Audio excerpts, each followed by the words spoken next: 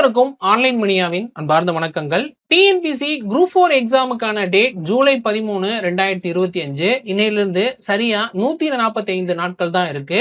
அந்த நாளுக்காகத்தான் நாம எல்லாரும் ராப்பகலா உட்காந்து படிச்சுக்கிட்டு இருக்கோம். நாம ப்ரிப்பேர் பண்ற பகுதியிலிருந்து டிஎன்பிசியினுடைய கொஷின்ஸ் பேட்டர்ன் இருந்துச்சு அப்படின்னா வரக்கூடிய டிஎன்பிசி குரூப் 4 எக்ஸாம கண்டிப்பா நம்மளால கிளியர் பண்ண முடியும்.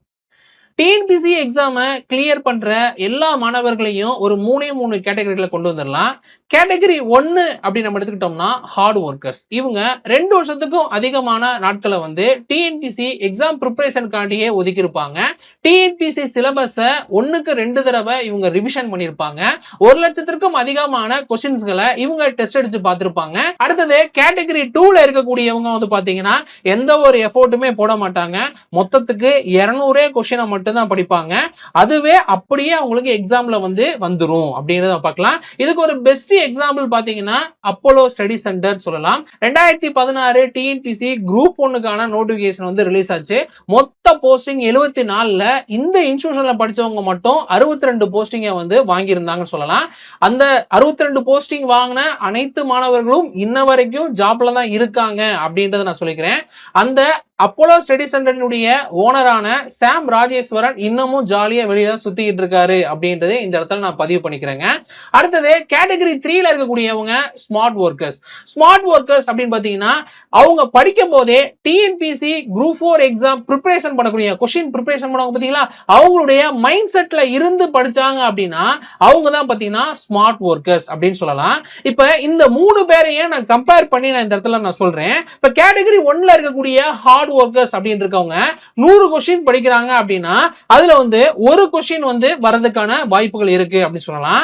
அடுத்தது கேட்டகரி 2ல இருக்கக்கூடியவங்க பாத்தீங்கன்னா உங்களுக்கு தெரியும், அவங்க லட்சக்கணக்கில் செலவு பண்ணி தான் அந்த 200 கொஸ்டினை வாங்குறாங்க. அந்த 200 கொஸ்டினை ஒரு 1000 கொஸ்டினோட சொருகி கொடுத்துருவாங்க. அந்த 1000 கொஸ்டின் படிச்சோம்னா கண்டிப்பா அவங்களால அந்த 200 கொஸ்டின் அடிக்க முடியும். கண்டிப்பா அவங்களால ஜாப் வாங்க முடியும். அவங்க தான் வந்து பாத்தீங்கன்னா கேட்டகரி 2. அடுத்தது கேட்டகரி 3ல இருக்கக்கூடிய ஸ்மார்ட் ஒர்க்கர்ஸ் அப்படி எடுத்துக்கிட்டோம்னா 100 கொஸ்டின் படிக்கிறாங்க அப்படின்னா அதுல 3ல இருந்து 10 கொஸ்டின் வந்து வரும். அப்ப டிஎன்பிசி கொஸ்டின் ப்ரிப்பரேஷன் யாரு பண்றாங்க அப்படின்னு நம்ம பார்த்தோம் அப்படின்னா அவ வந்து பெரிய காலேஜ்ல இருக்கக்கூடிய ப்ரொஃபசர், இன்ஸ்டிடியூஷன்ல ஒர்க் பண்ணக்கூடிய ஸ்டாஃப்ஸ், இவங்க தான் வந்து பாத்தீங்கன்னா கொஸ்டின்ஸை வந்து ப்ரிப்பரேஷன் பண்ணி டிஎன்பிசிக்கே ப்ரொவைட் பண்றாங்க. அப்ப அவங்க வந்து எதை வச்சு ப்ரிப்பரேஷன் பண்ணி கொடுக்குறாங்க, டிஎன்பிசி என்ன ஸ்டாண்டர்ட்ல எடுக்கிறாங்க அப்படின்றத அவங்க வந்து நல்லா புரிஞ்சு வச்சிருக்காங்க. அதனாலதான் அவங்க வந்து கொஸ்டின்ஸ் வந்து ப்ரிப்பரேஷன் பண்ணி கொடுக்குறாங்க. நானே ரிசர்ச் பண்ணி நான் எக்ஸாமுக்கு வந்து ப்ரிப்பரேஷன் பண்ணிக்கிறேன் சார் அப்படின்னு சொல்லிட்டு சில மாணவர்கள் வந்து யோசிப்பாங்க.